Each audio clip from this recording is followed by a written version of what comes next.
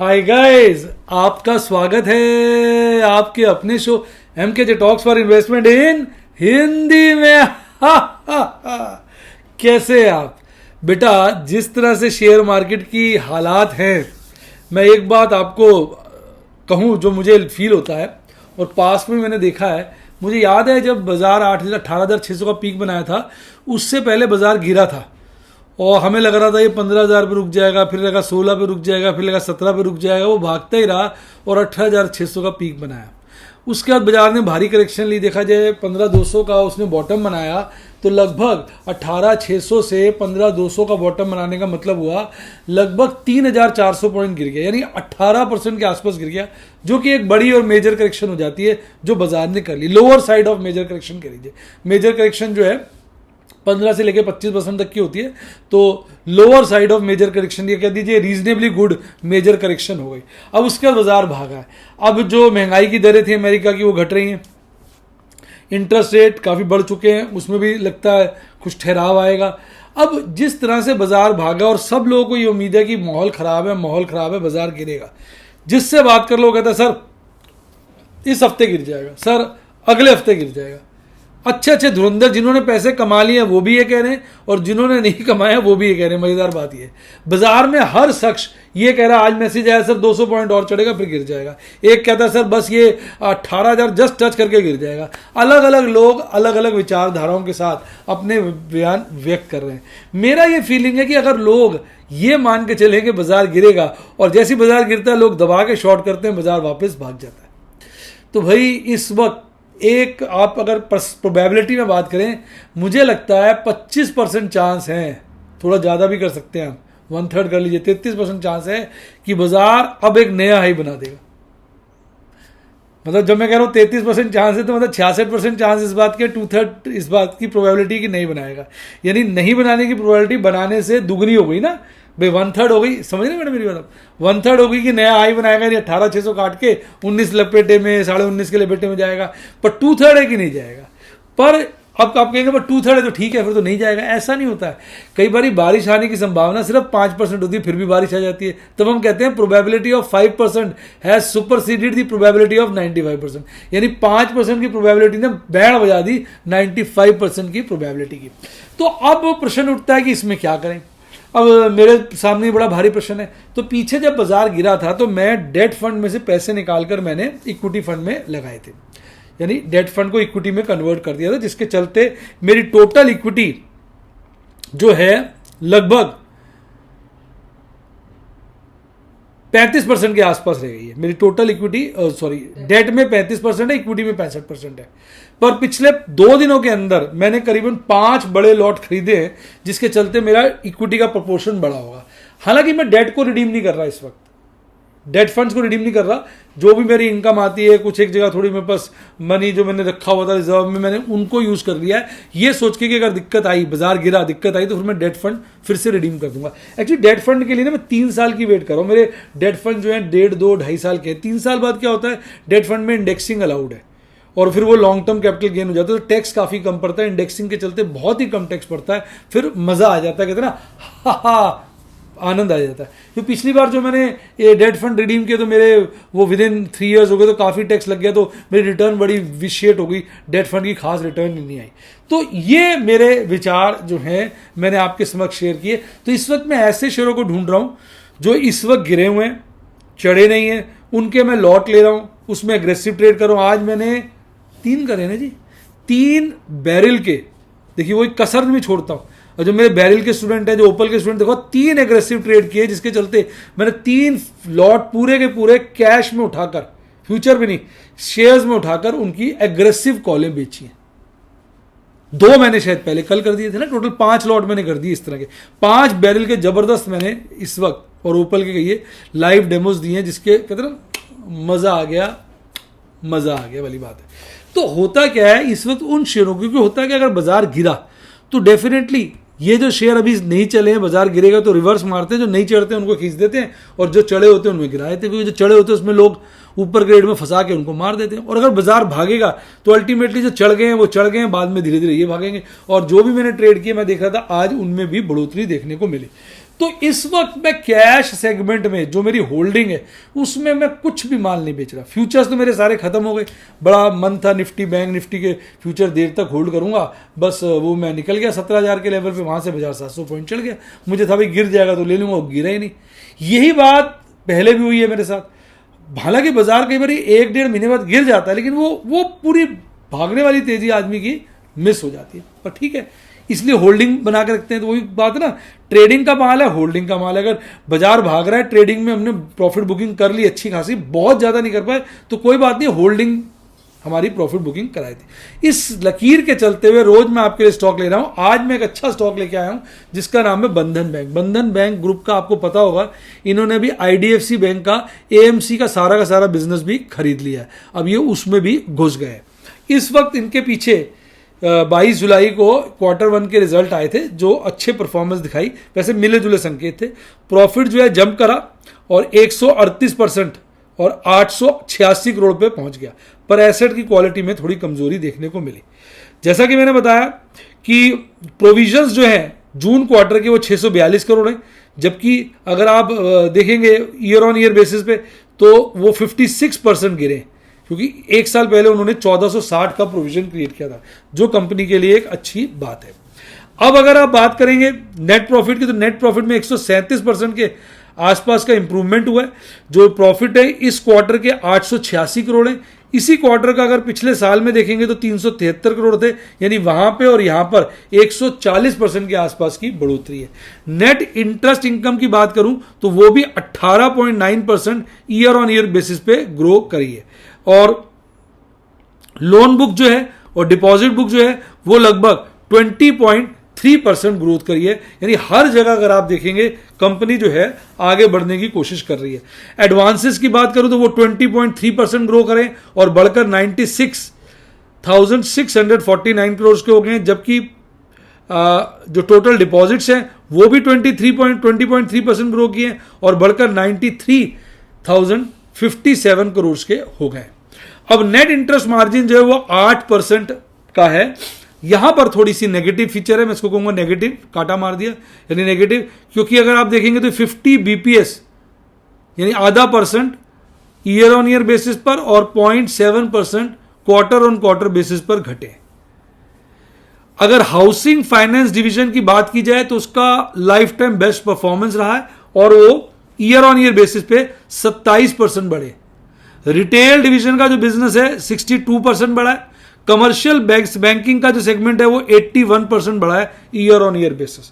यानी अभी तक का नेगेटिव मार्जिन में कमी है, मार्जिन की गिरावट है। प्रोविजंस की बात करें वो मैंने पहले ही बता दी कि वो 1460 करोड़ से घटकर 642 करोड़ के इस क्वार्टर में बनाए गए ईयर ऑन ईयर बेसिस पे। लेकिन यहां थोड़ी सी प्रॉब्लम है, क्योंकि कंपनी का जो एनपीए है और जो ग्रॉस जीपीए है, ग्रॉस नॉन परफॉर्मिंग एसेट्स जो है वो 79 बीपीएस के हिसाब से बढ़कर 7.25% हो गए।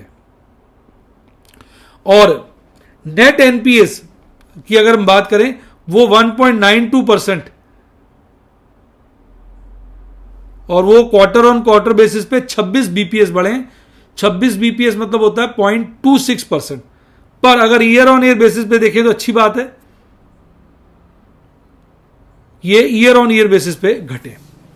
तो जो आपके ग्रॉस नॉन परफॉर्मिंग एसेट्स है, नेट नॉन परफॉर्मिंग एसेट्स है, वो 79 बीपीएस और 26 BPS quarter on quarter basis बढ़े हैं। यानी पिछले क्वार्टर का इस क्वार्टर से कंपैरिजन किया जाए, पर जो ये क्वार्टर है पिछले साल का यही वाला क्वार्टर लें तो वो 93 बीपीएस और 137 बीपीएस से घटे। तो 9 नेगेटिव फैक्टर हैं। पहला मार्जिन में गिरावट, दूसरा क्वार्टर ऑन क्वार्टर बेसिस पर जीएनपीए, ग्रॉस एनपीए और नेट एनपीए की बढ़त, लेकिन ईयर ऑन ईयर बेसिस पे वो भी घटे। अदर इनकम जो है वो डाउन हो गई है, पहले वो थी, और अदर इनकम जो 46.6% डाउन हुई है ईयर ऑन ईयर बेसिस पे और घट के हो गई है 329 करोड़ के आसपास। और जो प्री प्रोविजनिंग ऑपरेटिंग प्रॉफिट है वो ईयर ऑन ईयर बेसिस पे 7% डिक्लाइन की है। तो यानी ऑपरेटिंग प्रॉफिट में गिरावट है, कारण अदर इनकम की गिरावट। तो ये इसके नेगेटिव, इसलिए मैंने कहा था मिले जुले संकेत हैं।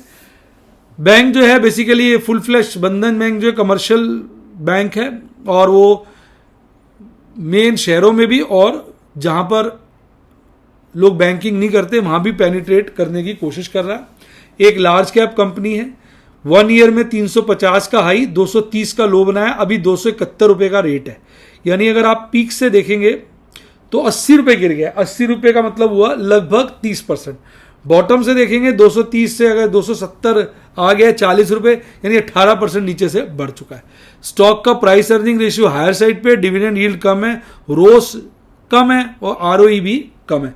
यानी अब अगर बैंक की आप उम्मीद करते हैं परफॉर्मेंस आने वाले वक्त में बढ़ेगी तो ये सब चीजें झटके से भागेगी। अब अगर आपके सामने मैं ईयरली दिखा रहा हूं, मार्च 22 में कंपनी की ईपीएस थी 0.78 और ट्रेलिंग 12 मंथ में आ रही है 3.96, एक अच्छी बढ़त है। और मार्च 20 में थी 8.78 और मार्च 21 में थी 13.69। ये कंपनी की परफॉर्मेंस है। अब शेयर होल्डिंग पैटर्न जो है मुझे बड़ा इंटरेस्टिंग लग रहा है। कई बार क्या होता है, मैंने ये देखा है, कई बातों का ना हमें आइडिया नहीं होता, हमें अंदाजा नहीं होता कई बातों का, पर बड़े बड़े जो इंस्टीट्यूशंस होते हैं, चाहे वो फॉरेन इंस्टीट्यूशनल इन्वेस्टर्स हो चाहे डोमेस्टिक इंस्टीट्यूशनल इन्वेस्टर्स हो, उनको बातों का पता होता है। अब अगर आप इसमें देखेंगे प्रोमोटर्स होल्डिंग तो लगभग 40% पे स्टैटिक है। एफआईज का अगर आप over a period of time देखेंगे तो होल्डिंग बढ़ रही है, या हल्की सी गिरी फिर बढ़ गई और वो उन्होंने बढ़ाई है। डीआईज ने अपनी होल्डिंग बहुत ज़्यादा बढ़ा दी, यहाँ उन्होंने गिरी थी फिर बढ़ाई और फिर बहुत ज़्यादा बढ़ाई।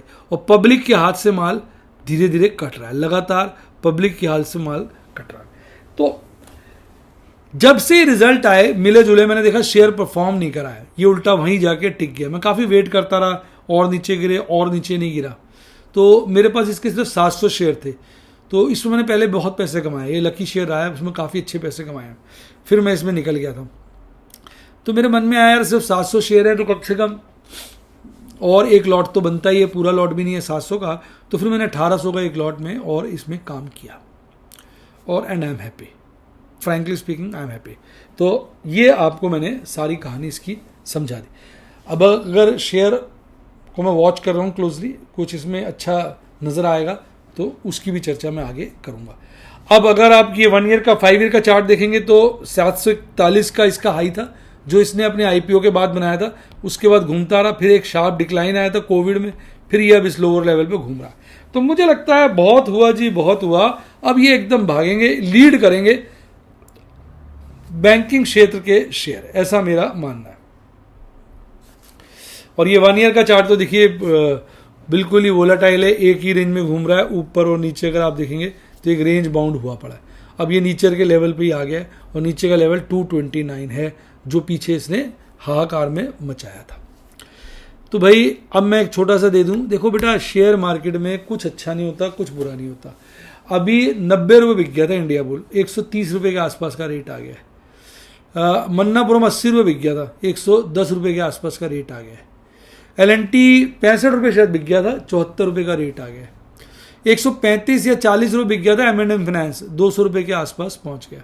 शेयर बाजार में कुछ अच्छा नहीं है, कुछ बुरा नहीं है। जी मैडम क्या कहती हो आप? सही कह रहे हो। कुछ अच्छा नहीं है, कुछ बुरा नहीं। आप अपने रिस्क रिवॉर्ड को मैनेज करके चलोगे, सही रेटों पे माल उठाओगे और अपना टारगेट के हिसाब से चलते रहोगे तो अच्छा मुनाफा है। अपना रिस्क रिवॉर्ड मैनेज करके चलें।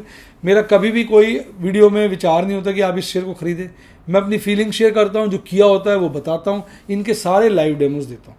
लाइव डेमोज मौके पे आप देखते हैं तो बहुत ज़्यादा गेन करते हैं। मार्केट आवर्स के दौरान ही देता हूँ अपने व्हाट्सएप के स्टूडेंट्स के साथ और यूट्यूब के स्टूडेंट के साथ। यूट्यूब का अगर आप स्टूडेंट बनना चाहें तो सब्सक्राइब के साथ ज्वाइन का बटन आ रहा ठोक दीजिए। व्हाट्सएप के लिए मेरी टीम को कॉल करिए 70 11 323 077 70 11 323 077। बार बार कॉल करिएगा, मेरी टीम बहुत बिजी होती है, कई बार उठा नहीं पाती, तो माइंड करने की बात नहीं है। 2-3 बार कॉल करिए, कोई ना कोई रिस्पॉन्स आपको ज़रूर आएगा।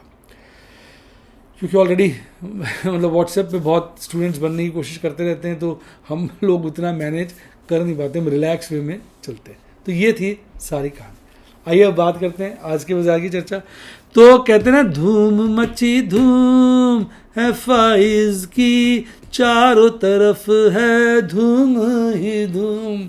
तो एफआईज तो भाई साहब धूम पे धूम बजा रहे हैं। आज एक बहुत बड़ी कैश सेगमेंट में खरीदारी करी है 3040 करोड़ की। इंडेक्स फ्यूचर लॉन्ग किए 921, स्टॉक फ्यूचर लॉन्ग किए 119 और कुल मिला के 4081 करोड़ की खरीदारी की है। डीआईज एज यूजुअल उन्होंने माल हल्का किया 840 करोड़ का और नेट कैश सेगमेंट में 2201 करोड़ की खरीदारी आई है। तो जितना इन्होंने माल बेचा था एफआईज ने, अब लगातार खरीदारी, इसलिए मैं भी स्ट्रेटेजी बदल बदल के गेम खेल रहा हूं। अब देखिए लॉन्ग कितनी बढ़िया कर दी इन्होंने 58.32।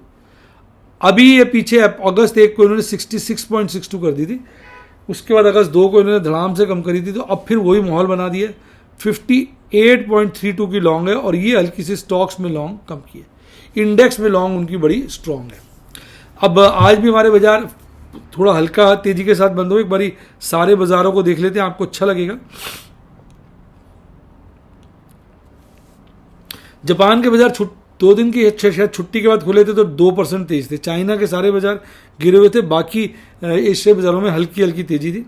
इस वक्त सारे के सारे यूरोपियन बाजार, एकमात्र स्विट्जरलैंड है जो हल्का सा गिरा हुआ 0.2%, सारे तेज हैं।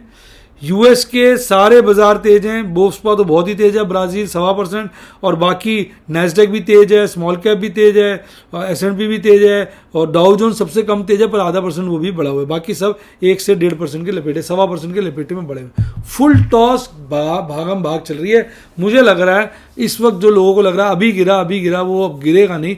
अब ये एक, अगर लोग शॉर्ट मारते रहेंगे तो यार एक, मैंने कहा ना 1/3 प्रोबेबिलिटी है बाजार जो है एक नया हाई काटेगा। 1/3 प्रोबेबिलिटी है।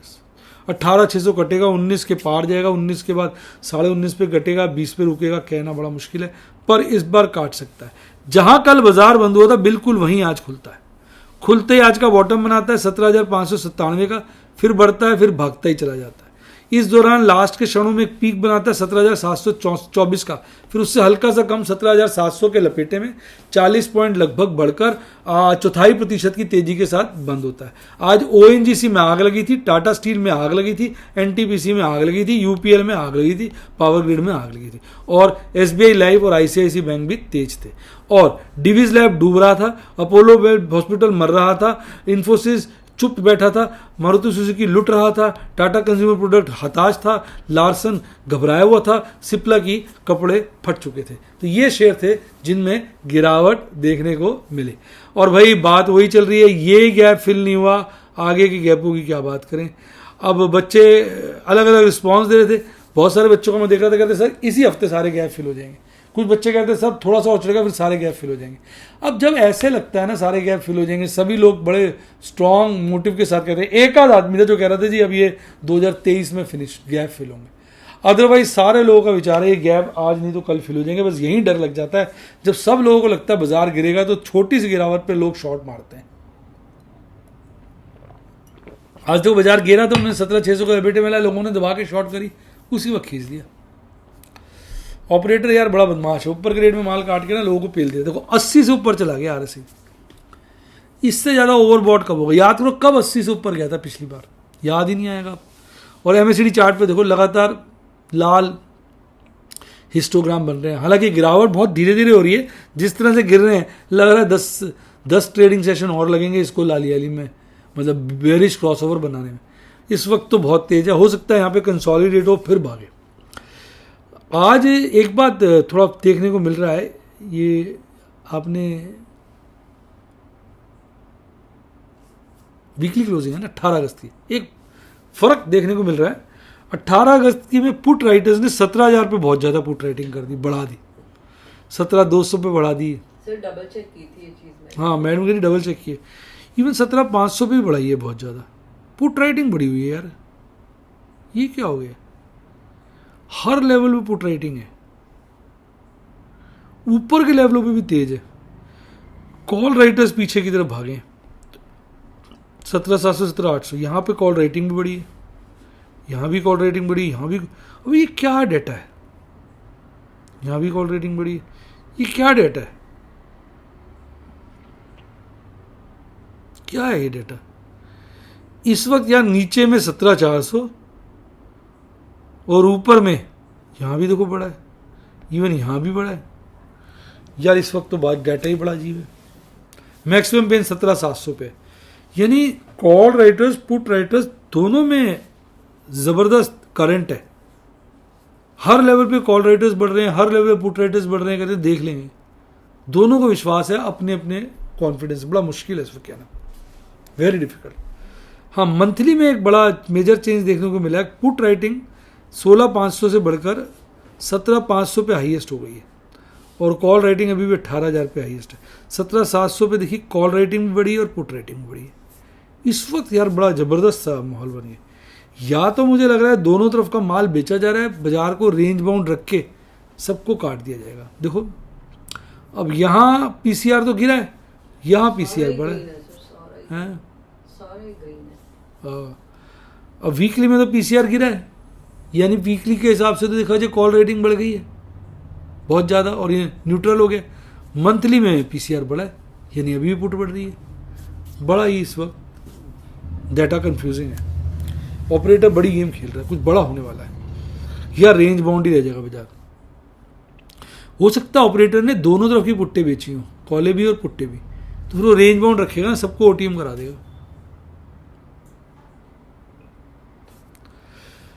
निफ्टी बैंक की बात करूं, 38,880 के लपेटे में बंद हुआ, खुला 38,942 पर और खुलते ही भागा, फिर गिर गया। 38,740 का बॉटम बना के सारा दिन भागता रहा। पीक बनाया 39,000 से ऊपर का, फिर 39,000 के ऊपर ही क्लोजिंग दी है, जो अपने आप में बड़ी बुलिश है। अब तो लाइफ टाइम हाई से थोड़ा सा ही दूर है निफ्टी बैंक, तो सिर्फ 2800 पॉइंट दूर है, 8% है ना कमाल। भाग रहे थे ICICI bank, SBI, axis, IndusInd, बाकी गिरे हुए थे सारे। एचडीएफसी बैंक हल्का गिरा हुआ था, बंधन बैंक आज खासा गिरा था, सबसे ज़्यादा एयू स्मॉल फाइनेंस बैंक गिरा था। आईडीएफसी फर्स्ट बैंक भी काफ़ी तरक्की कर गया, हल्का सा आज गिरा हुआ था। फेडरल बैंक भी काफ़ी तरक्की कर गया। अब इन रेटों में ना हाथ डालते हुए डर लग रहा है। इसमें भी वही हालत है, यहाँ गैप डाउन ओपनिंग है, गैप अप ओपनिंग है, मतलब, और यहाँ देखो ना कैंडल कैसी बन रही है, मतलब बहुत तेज़ी है यार, बहुत तेज़ी लग रही है। मतलब ये देखना है कि कैसे प्रॉफिट को बचाया जाए। देखो ये भी 80 के पार है। अब कई लोग RSI 80 के पार देख के सोचेंगे बस अब बाजार गिर जाएगा, ऐसा नहीं है। ये ना इसी रेंज में थोड़े दिन घुमाएंगे तो RSI गिर के जो है 60-65 आ जाएगा और फिर खींच देंगे। RSI रिलेटिव स्ट्रेंथ इंडेक्स होता है। अगर एक रेंज में थोड़ा गिरने की तरफ रखो 400, 300, 400, 500, 1000 पॉइंट में, तो वो साला ढीला पड़ जाता है RSI। और इसमें तो देखिए बुलिश बुलिश हिस्टोग्राम बन रहे हैं हरे वाले, यानी बुलिश क्रॉसओवर मजबूत हो रहा है। अब इसमें भी वही है, देखो इसमें देखो ना हर लेवल पे पुट रेटिंग बढ़ी है, कोई लेवल नहीं जहाँ घटी हो। कॉल रेटिंग भी देखो हर लेवल पे बढ़ी है, देखो हर लेवल पे कॉल रेटिंग बढ़ी है, यानी टग ऑफ वॉर है, दोनों छोड़ने को राजी नहीं है। यहाँ देखो विरोधाभास है, वहाँ पीसीआर गिरा था वीकली का, यहाँ पीसीआर बहुत तेज हो गया बैंक का, बिल्कुल विरोधाभास। वहाँ मंथली बढ़ा था हल्का सा, या मंथली हल्का सा गिरा हुआ, यानी बाजार में फुल टॉस कन्फ्यूजन है। आज 6 बढ़िया ट्रेड किए, 3 ट्रेड थे ओपल और बेरिल का, 1 ट्रेड था पर्ल और प्लेटिनम का, और 2 ट्रेड थे एमरल्ड के। हर तरह के स्टूडेंट्स को एमरल्ड और सफायर के लाइव डेमोज दे रहा हूँ। प्रॉफिट बुकिंग कैश सेगमेंट में बिल्कुल नहीं कर रहा हूँ। सारी की सारी पुट्टे ढेरों बेचे रखी हूँ, OTM हो जाएंगी। यह महीना अच्छे प्रॉफिट के साथ निकलना चाहिए। अब सबका ना प्रीमियम 10-10 पैसे 15-15 पैसे रह गया। अगर मैं इनको स्क्वायर ऑफ कर देता हूँ सबको, जो कर भी सकता हूँ, तो 5-10 हज़ार का नुकसान हो जाएगा। बहुत दूर दूर की पुट्टे लिखी हुई हैं, जैसे भारतीय एयरटेल की 600 की पुट्ट है, कितनी दूर की है। 480 की HDFC लाइफ की पुट्ट है, कितनी दूर की है। तो ये सब बात है। तो बहुत जिनको पोजीशंस अगर चाहिए हो तो आप कमेंट में लिख देना बेटा। जो स्टूडेंट्स हैं मेरे व्हाट्सएप के, यूट्यूब के, तो मैडम डाल देंगे अगर आपको पोजीशन चाहिए, क्योंकि 3 दिन की छुट्टी है। और अब तो बस मंथली एक्सपायरी के कितने सेशन रह गए, 5 हो गए, 8 सेशन रह गए बस। उम्मीद करता हूँ आपको मज़ा आया होगा। मेरे टेलीग्राम चैनल को ज़रूर ज्वाइन करिए, और मैं ये कहूँगा कि आपको अच्छा डीमेट अकाउंट खुलवाना है, लिंक डिस्क्रिप्शन बॉक्स में, उसी से खुलवाइए। इसी के साथ साथ bye, God bless you, happiness too, और आप स्टॉक मार्केट के बेताज बादशाह बने।